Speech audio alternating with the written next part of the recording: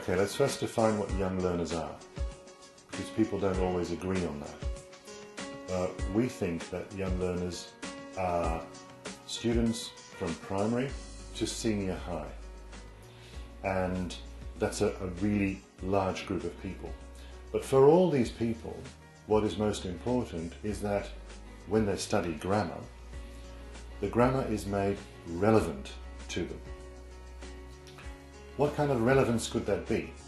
Well, senior high students, for instance, could be studying hard for their exams, so that is their relevance.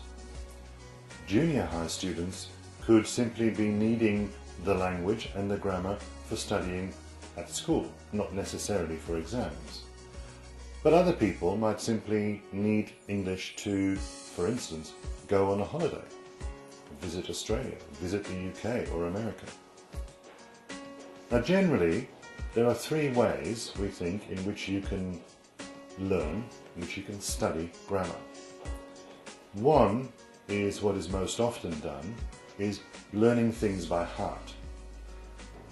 We don't think that is such a very good way of doing it.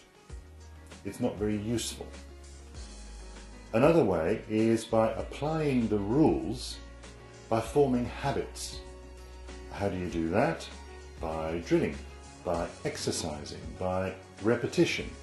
And even though that is not always as fun as it could be, it may be necessary to do that, to create the right habits. But the best way, of course, to learn grammar is to communicate and to actually do tasks that you might be asked to do in real life.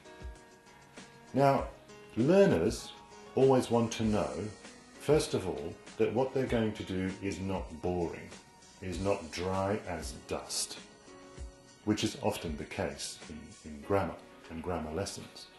So they want to know it's not boring.